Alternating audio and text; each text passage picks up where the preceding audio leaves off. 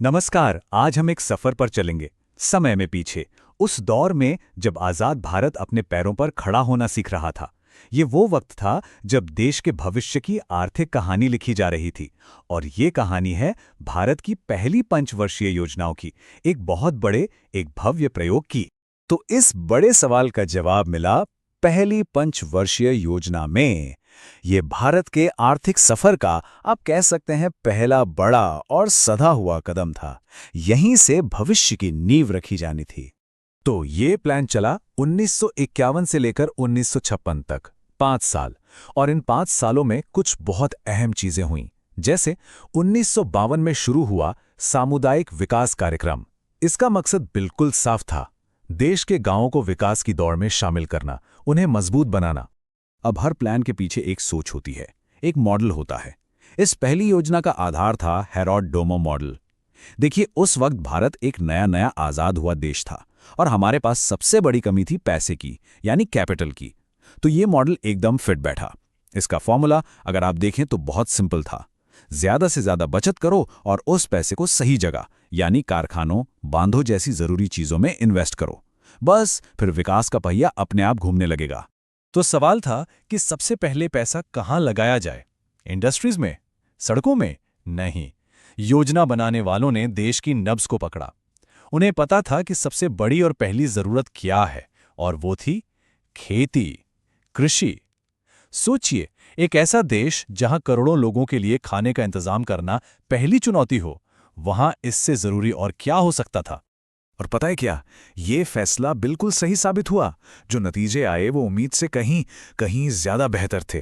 Target रखा गया था 2.1% ग्रोथ का, लेकिन जो हमने हासिल किया वो था 3.6%। मतलब लक्ष्य से कहीं आगे। वाकई एक जबरदस्त शुरुआत थी ये। और ये कामयाबी सिर्फ कागजों पर या आंकड़ों में नहीं थी, ये जमीन पर दिख रही थी। इसी दौर में देश के 5 आईआईटीज की नींव रखी गई, ताकि भविष्य के लिए बेहतरीन इंजीनियर्स और साइंटिस्ट तैयार हों। और फिर बने वो बड़े बड़े बांध, भाखड़ा नांगल, हीराकुंड। ये सिर्फ बिजली या सिंचाई के प्रोजेक्ट्स नहीं थे, ये उस नए भारत के आत्मविश्वास के प्रतीक थे। तभी तो नेहरू जी ने इन्हें आधुनिक भारत के मंदिर कहा था। एकदम सही बात थी। तो पहली योजना की कामयाबी ने एक नया जोश भर दिया था। एक आत्मविश्वास आ गया था कि हाँ, हम कर सकते हैं। और इसी आत्मविश्वास के साथ अब बारी थी एक और बड़ी और ज्यादा साहसिक छलांग लगाने की। तो 1956 से 1961 के बीच आई दूसरी पंचवर्षीय योजना। और यहां फोकस पूरी तरह से बदल गया। कृषि से हटकर अब सारा ध्यान था बेसिक और हेवी इंडस्ट्रीज पर। लोहा, स्टील, मशीनें। सोच बिल्कुल साफ थी, अगर देश को सच में आत्मनिर्भर बनना है तो हमें अपनी औद्योगिक ताकत बनानी ही होगी। और इस बड़ी सोच के पीछे जो दिमाग था, जो मॉडल था, वो था नेहरू महालनोबिस मॉडल। ये सिर्फ कोई इकोनॉमिक थियरी नहीं थी, ये एक तरह का राजनीतिक ऐलान भी था। संदेश साफ था, भारत अब किसी पर, खासकर पश्चिमी देशों पर, निर्भर नहीं रहेगा। हम एक ऐसा मजबूत और आत्मनिर्भर देश बनेंगे जो अपनी जरूरत की हर चीज, मशीन से लेकर स्टील तक, खुद बना सके। तो क्या ये योजना भी कामयाब रही है? हाँ जी, काफी हद तक। टारगेट थोड़ा मुश्किल था, 4.5% का, और भारत ने हासिल किया 4.3%, मतलब लक्ष्य के एकदम करीब। ये भी एक बड़ी कामयाबी थी। और इस योजना की सबसे बड़ी देन क्या थी? वो थे हमारे स्टील प्लांट्स। एक तरह से पूरे देश में स्टील प्लांट का एक जाल सा बिछा दिया गया। भिलाई में सोवियत संघ की मदद से, राउरकेला में जर्मनी की मदद से, और दुर्गापुर में ब्रिटेन की मदद से। ये स्टील प्लांट भारत के औद्योगिक सपने की जीती जागती मिसाल बन गए। तो 2 कामयाब योजनाओं के बाद माहौल काफी अच्छा था। लग रहा था कि भारत ने सही रास्ता पकड़ लिया है और अब सब ठीक होगा। लेकिन कहानी का तीसरा अध्याय चुनौतियों और संकटों से भरा हुआ था। एक ऐसा दौर जिसने देश को अपनी पूरी स्ट्रैटेजी पर दोबारा सोचने के लिए मजबूर कर दिया। अब आई तीसरी पंचवर्षीय योजना, 1961 से 1966 तक। और इस बार लक्ष्य और भी बड़ा था। योजना बनाने वालों ने सोचा, क्यों ना एक साथ 2 मोर्चों पे लड़ा जाए। मतलब खेती को भी आगे बढ़ाया जाए और इंडस्ट्रीज को भी। जाहिर है, ये एक बहुत बहुत ही महत्वाकांक्षी प्लान था। लेकिन हुआ क्या? नतीजे बेहद निराशाजनक रहे। टारगेट था 5.6% ग्रोथ का, और हासिल हुई सिर्फ 2.8%, मतलब टारगेट से आधी। ये प्लान साफ शब्दों में कहें तो एक बड़ी नाकामी साबित हुआ। तो सवाल ये है कि आखिर गड़बड़ कहाँ हुई? ऐसा क्या हो गया कि भारत की ग्रोथ की गाड़ी जो इतनी अच्छी चल रही थी वो अचानक पटरी से उतर गई? इसका जवाब एक दो नहीं, बल्कि एक के बाद एक आए कई संकटों में छुपा है। पहले 1962 में चीन के साथ युद्ध ने देश को हिला के रख दिया। फिर ठीक 3 साल बाद 1965 में पाकिस्तान से जंग छिड़ गई, जिससे हमारा सारा पैसा डिफेंस में जाने लगा। और मानो इतना ही काफी नहीं था, उसी साल देश में भयानक सूखा पड़ा, जिसने खेती की कमर ही तोड़ दी। मतलब देश एक ही वक्त पर कई मुसीबतों से लड़ रहा था। अब इतने सारे संकटों के बीच लंबी चौड़ी 5 साल की प्लानिंग करना तो मुमकिन था नहीं, तो इसे रोकना पड़ा। 1966 से 1969 के बीच के इन 3 सालों को प्लान हॉलिडे कहा जाता है। इस दौरान 5 साल की जगह एक साल के छोटे छोटे प्लान बनाए गए। तो इन मुश्किल सालों के कड़वे अनुभवों से एक बड़ा सबक मिला, और इसी सबक के साथ आई चौथी पंचवर्षीय योजना। एक बिल्कुल नई सोच, एक नए फलसफे के साथ। अब मकसद सिर्फ तेजी से भागना नहीं था, अब लक्ष्य था स्थिरता के साथ विकास। मतलब विकास ऐसा हो जो टिकाऊ हो और साथ ही देश को आत्मनिर्भर भी बनाए। और ये दौर था कुछ बड़े और साहसिक फैसलों का, जिन्होंने आने वाले सालों के लिए भारत की दिशा ही बदल दी। सोचिए, 1969 में इसरो की स्थापना हुई और भारत ने अंतरिक्ष में लंबी छलांग लगाने का सपना देखा।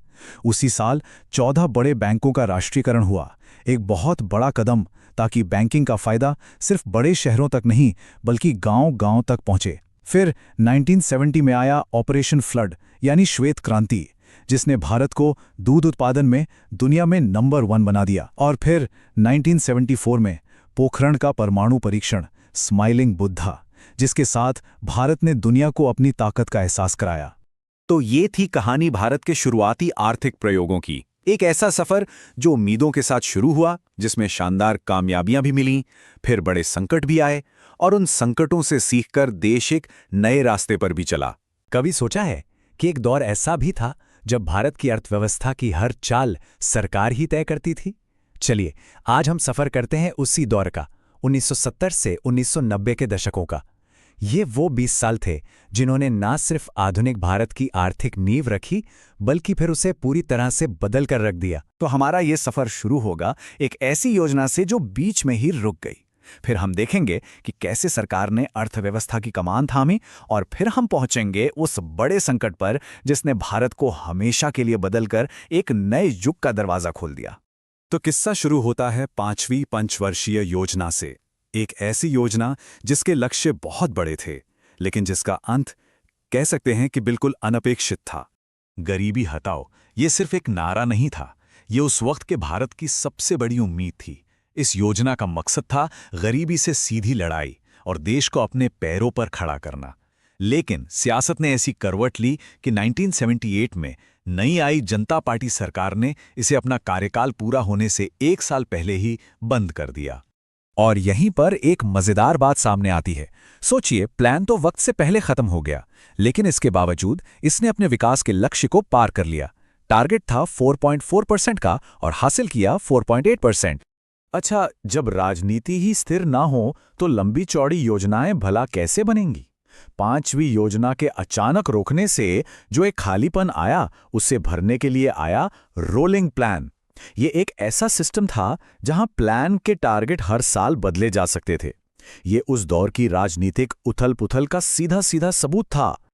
चलिए, अब कहानी को आगे बढ़ाते हैं और चलते हैं 1980 के दशक में। राजनीतिक स्थिरता वापस आई और इसके साथ ही वापस आईं लंबी अवधि की योजनाएं, जिन्होंने अर्थव्यवस्था पर सरकारी नियंत्रण को पहले से भी ज्यादा मजबूत कर दिया।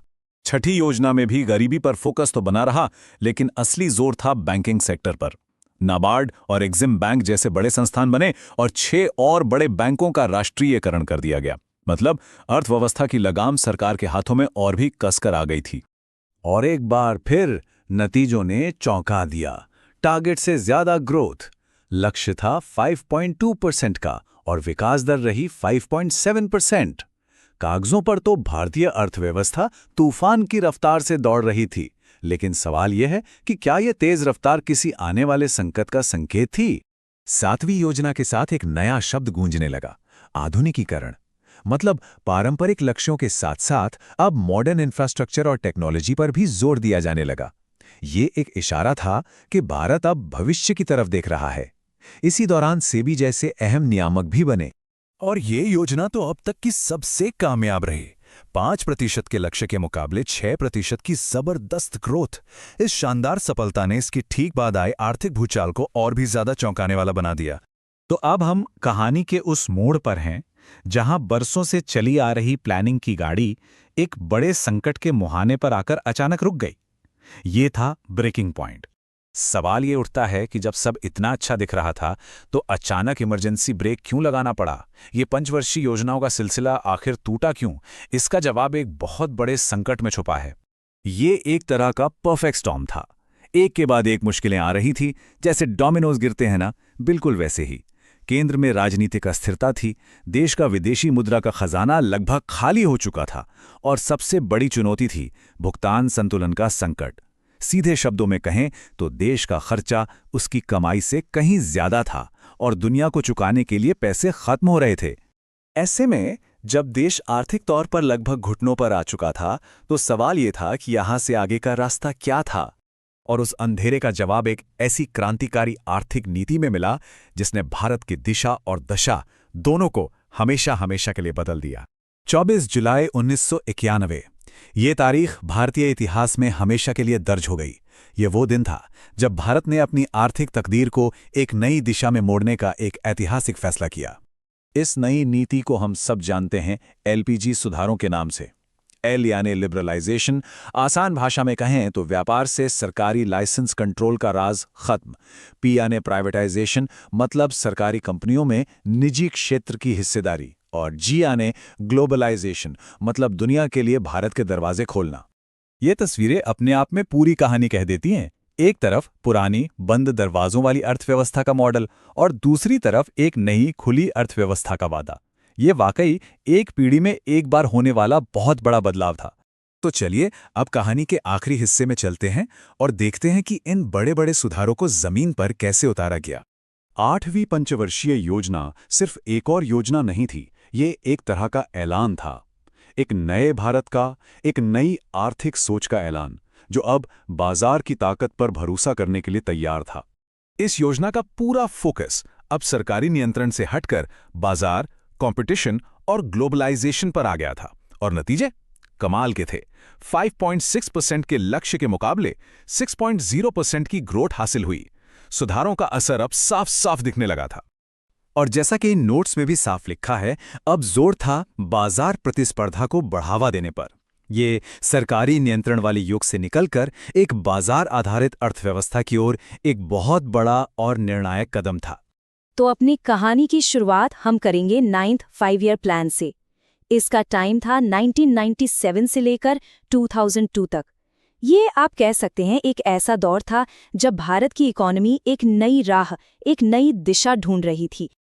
तो अब देखिए, 9th प्लान का मेन ऑब्जेक्टिव तो था इकोनॉमिक ग्रोथ, लेकिन इसकी सबसे बड़ी प्रायोरिटी थी सामाजिक न्याय या सोशल जस्टिस। अब इसका मतलब क्या हुआ? मतलब सीधा था, ये पक्का करना कि जो इकोनॉमिक ग्रोथ हो रही है उसका फायदा सिर्फ कुछ लोगों तक ही न सिमट कर रह जाए, बल्कि समाज के सबसे गरीब, सबसे जरूरतमंद लोगों तक भी पहुंचे। अच्छा, अब जरा आंकड़ों पर नजर डालते हैं। टारगेट था 6.5% की ग्रोथ रेट का, और जो अचीव हुआ वो था 5.7%। हाँ, टारगेट से थोड़ा सा कम जरूर था, पर उस समय के हिसाब से देखा जाए तो एक बहुत सॉलिड स्टार्ट थी। और पता है, इसी प्लान के दौरान कुछ ऐसी बड़ी और इम्पैक्टफुल स्कीम्स शुरू हुई जिनके नाम हम आज भी सुनते हैं, जैसे कि किसानों को आसानी से लोन देने के लिए किसान क्रेडिट कार्ड यानी केसीसी, हर गांव तक पक्की सड़क पहुंचाने वाली प्रधानमंत्री ग्राम सड़क योजना, और हर बच्चे को स्कूल तक ले जाने का जो बड़ा सपना था सर्व शिक्षा अभियान, वो भी इसी दौरान शुरू हुआ। ठीक है, तो अब कहानी में थोड़ा आगे चलते हैं। साल था 2002 जब 10वीं पंचवर्षीय योजना शुरू हुई, जो 2007 तक चली। इस बार फोकस गरीबी और रोजगार जैसे मुद्दों पर और भी ज्यादा गहरा हो गया। और हमारे इन नोट्स में भी ये बदलाव बिल्कुल साफ साफ दिखता है। अब देखिए, फोकस सिर्फ इकोनॉमिक ग्रोथ पर नहीं था। अब सीधे सीधे गरीबी, रोजगार और इक्वालिटी जैसे बड़े मुद्दों को टारगेट किया जा रहा था। और जो दिलचस्प बात है वो ये है कि प्रायोरिटीज कितनी मल्टी डायमेंशनल थी। मतलब बात सिर्फ इकोनॉमी को बड़ा बनाने की नहीं थी, बात थी उसे हर किसी के लिए बेहतर बनाने की। और पता है, इस प्लान ने 8% ग्रोथ रेट का एक बहुत ही एम्बिशियस टारगेट रखा था और 7.6% अचीव भी किया। ये इंडियन इकोनॉमी के सबसे तेज ग्रोथ वाले फेज में से एक माना जाता है। यही वो दौर था जब कुछ ऐसे लैंडमार्क कानून भी बने जिन्होंने आम आदमी को बहुत मजबूत किया, जैसे कि राइट टू इन्फॉर्मेशन यानी आरटीआई, जिसने सरकार से सवाल पूछने का हक दिया, और एनआरईजीए, जिसने गांव के हर परिवार को साल में 100 दिन के काम की गारंटी दी। बहुत बड़े कदम थे ये। चलिए, अब हम 5 ईयर प्लान्स के आखिरी फेज में पहुंच रहे हैं। ये 2007 से 2017 का दौर था और यहाँ सोच में एक और बहुत बड़ा बदलाव आने वाला था। ये देखिए, यहाँ सोच में जो बदलाव आया वो साफ नजर आता है। अब फोकस सिर्फ गरीबी हटाने से आगे बढ़कर इंक्लूसिव एंड सस्टेनेबल डेवलपमेंट पर आ गया था। ये एक बड़ा आइडिया था, मतलब ऐसा डेवलपमेंट जो सबको साथ लेकर चले और हमारे एनवायरनमेंट को भी बचाए। और हमारे इन सोर्स नोट्स में इस बड़े ऑब्जेक्टिव को बाकायदा मेंशन किया गया है। इससे पता चलता है कि जो प्लानर्स थे वो अब डेवलपमेंट को एक ज़्यादा बड़ी, एक ज़्यादा जिम्मेदार नज़र से देख रहे थे। 11वीं योजना का टारगेट था 9% की ग्रोथ का और अचीव हुआ 8%, जो कि एक ज़बरदस्त कामयाबी थी। और हाँ, इसी दौरान 2009 में राइट टू एजुकेशन एक्ट भी लागू हुआ, जो एक और बहुत बड़ा माइलस्टोन था। और अब हम पहुंचते हैं 12वीं योजना पर। जरा ध्यान से देखिए, इन नोट्स में इसे साफ साफ लिखा गया है लास्ट FYP, यानी अंतिम पंचवर्षीय योजना। यहीं से कहानी में एक बहुत बड़ा टर्न आने वाला है। इस आखिरी प्लान का ऑब्जेक्टिव 11वीं योजना के आइडिया को ही एक कदम और आगे ले जाना था, यानी फास्टर, सस्टेनेबल और इंक्लूसिव डेवलपमेंट। मतलब विकास तेज भी हो, टिकाऊ भी हो और सबको साथ लेकर चलें। लेकिन यहाँ एक ट्विस्ट है। ये प्लान कभी अपने 5 साल पूरे ही नहीं कर पाया। इसे बीच में ही रोक दिया गया। अब सवाल है क्यों? क्योंकि जिस संस्था ने इन सारे प्लान्स को बनाया था उसी को खत्म कर दिया गया। और इस क्यों का जवाब जानने के लिए हमें उस पावरफुल संस्था को समझना होगा जो इन सभी प्लान्स के पीछे थी, द प्लानिंग कमीशन यानी योजना आयोग। योजना आयोग की शुरुआत हुई थी 1950 में। इसके चेयरमैन हमेशा देश के प्रधानमंत्री होते थे। तो पहले चेयरमैन थे जवाहरलाल नेहरू और आखिरी नरेंद्र मोदी। सोचिए, पूरे 65 साल तक ये भारत की इकोनॉमिक पॉलिसी का सेंटर पॉइंट रहा। ये तय करता था कि देश का पैसा कहाँ, कैसे और कितना खर्च होगा। और बस यहीं पर भारत के इकोनॉमिक प्लानिंग का वो पूरा का पूरा दौर खत्म हो जाता है। तारीख 15 अगस्त 2014, जगह दिल्ली का लाल किला। देश अपना स्वतंत्रता दिवस मना रहा था, लेकिन एक ऐसी घोषणा होने वाली थी जो इतिहास बदलने वाली थी। हमारे इन सोर्स नोट्स का ये आखिरी हिस्सा उसी ऐतिहासिक पल को रिकॉर्ड करता है। प्रधानमंत्री मोदी ने लाल किले से प्लानिंग कमीशन को भंग करने का ऐलान किया। इसके पीछे जो लॉजिक दिया गया वो ये था कि ये जो सेंट्रलाइज्ड प्लानिंग वाला मॉडल है, ये अब भारत की नई मार्केट बेस्ड इकोनॉमी के लिए फिट नहीं बैठता। और फिर 1 जनवरी 2015 को इसे ऑफिशियली खत्म कर दिया गया। तो 65 सालों का ये प्लान्ड डेवलपमेंट का सफर यहीं खत्म हो गया। लेकिन जाते जाते ये एक बहुत बड़ा सवाल छोड़ गया कि अगर 5 ईयर प्लान्स नहीं, तो फिर भारत की अर्थव्यवस्था का भविष्य कौन तय करेगा? इसकी जगह एक नई संस्था तो आई, नीति आयोग, जिसका रोल और काम करने का तरीका एकदम अलग है। पर वो कहानी फिर कभी।